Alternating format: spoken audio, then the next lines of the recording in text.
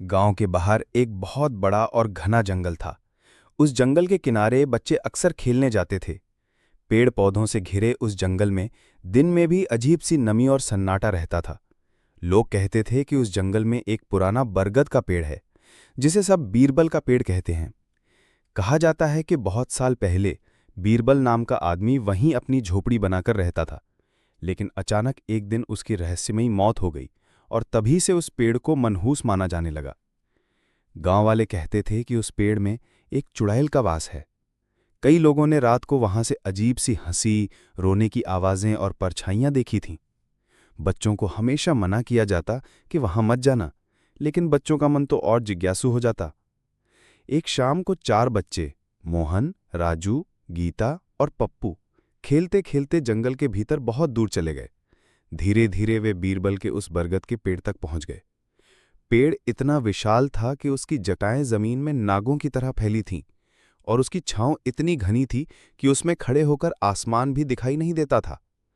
पप्पू ने अचानक देखा कि पेड़ के तने पर अजीब से पंजों के निशान बने हुए हैं, जैसे किसी ने नाखूनों से उसे खरोचा हो।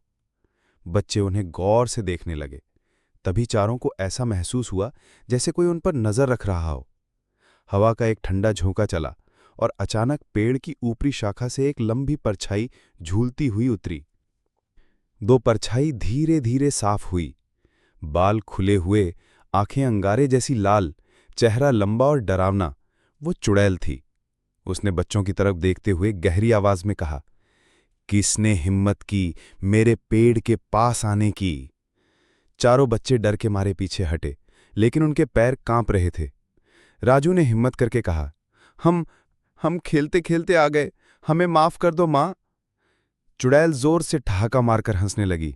उसकी हंसी इतनी डरावनी थी कि आसपास के पेड़ भी जैसे हिलने लगे हों। उसने कहा, अब बीरबल का श्राप तुम पर लगेगा। तुम सब मेरे यहां से बचकर नहीं जा सकते।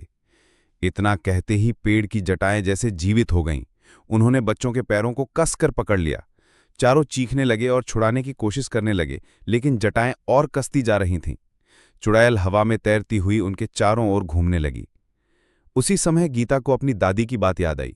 उसकी दादी हमेशा कहती थी कि बीरबल अच्छे आदमी थे, उनका नाम श्रद्धा से लो तो कोई बुरी आत्मा तुम्हें नुकसान नहीं पहुंचा सकती।